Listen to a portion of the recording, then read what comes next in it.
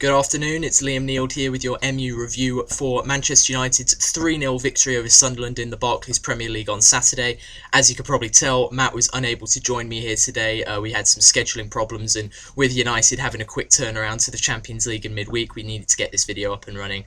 So here I am, riding solo again. It'll be a bit of a briefer video today, just because, we're all busy people, and we don't necessarily always have as much time as we'd like to banter on about Manchester United. But getting into the game a little bit, I have to say that the first half was pretty dire. I fell asleep on multiple occasions. I had a late night on Friday night, woke up early on Saturday morning, and just sort of stayed in bed and watched it on my phone, and I was drifting during the first half. But we managed to get a crucial goal right before half time. It looked for a minute like we were heading for another Newcastle, where Sunderland were just going to dig in and just not let us break them down. So it was good to see us. It was very relieving to see us score right before half time, because that really sort of unlocked the door.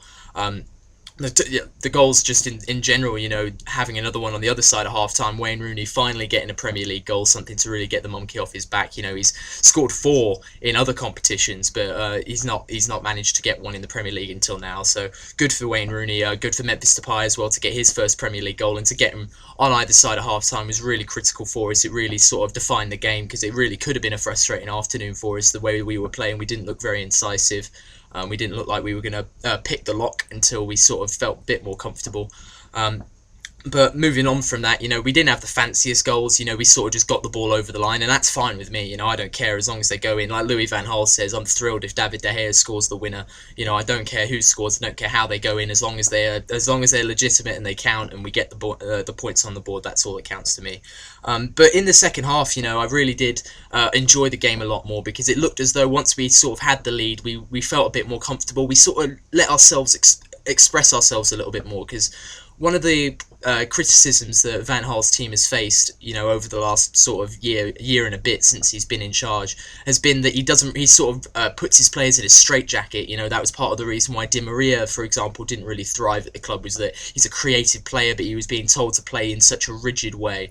But I think now that the players are really comfortable and they know their roles, and it's almost as if they've been so well conditioned to know what they're supposed to do, that it's almost second nature. Now that sort of creative side of their games for players like Mata and Rooney and Depay and even Schweinsteiger to an extent, they've really got that sort of swagger, and that's the swagger you like to see about a Man United team. You want to see a Man United team go out there and play for fun.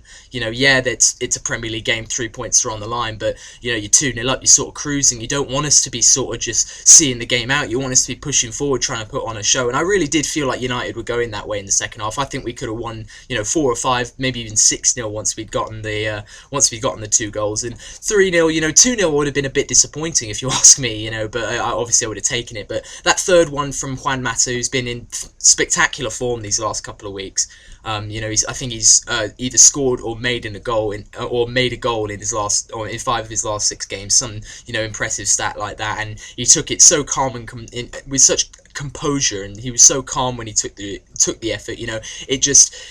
That sort of confidence really kind of came out across the whole team, and having that kind of confidence can only be a good thing, especially going into the really critical run of games we've got coming up that are going to define our early season at very least. Last season, going into the tail end of the season, we had Liverpool, we had to play City, we had tough games coming up, and we managed to actually get through and get 3 points in lots of those games. We beat Spurs, beat Liverpool, beat City, all in very quick succession, and that really established a lot of momentum for our campaign, and ultimately that's what made the difference of getting us into the Champions League. And speaking of the Champions League, we got Wolfsburg coming up tomorrow. It's part of the reason why I kind of had to rush and do this video on my own, was that we've got another game to review tomorrow, and hopefully Matt will be back for that. But we're going to have to win that game now that we've lost. We really shot ourselves in the foot by losing that opener to PSV. So we really need to get in front of our own fans, and Wolfsburg are going to be tough opponents. But having this kind of confidence going into that game, hopefully we can carry it on. We've now scored 3 goals and 1 in in 4 of our last 5 games. The other one being the PSV defeat. So that's very good for a team that was really struggling to score goals at the start of the season. I think it's very promising that we've managed to sort of find our feet a bit and now find our swagger, and hopefully moving into the Wolfsburg game we can get the 3 points there, put on a bit of a performance, and take the momentum into Sunday against Arsenal.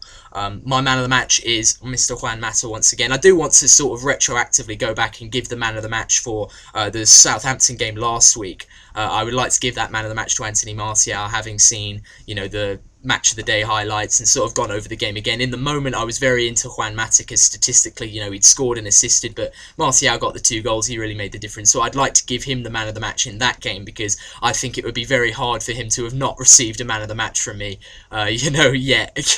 I'm sure he's absolutely devastated that he hasn't gotten it, but no, I'd like to give him the man of the match for last week if I'm allowed to do that. I'm sure I can. I make the rules, so I can do that. And then Juan Mata can have the man of the match for this week. So with that being said, we will be back hopefully very shortly after the Wolfsburg game, obviously depending on the result. If it doesn't go so well, we might put it off a bit, but hopefully Matt will be back for that. We'll be back with another Doctor Who review as well before Saturday's 3rd episode of the season. We're going to review episode 2, so lots more to come. And thanks for watching. If you did, like, share, subscribe, do all that nonsense. I don't really put too much stock in it, but I've got to run, so thanks for watching.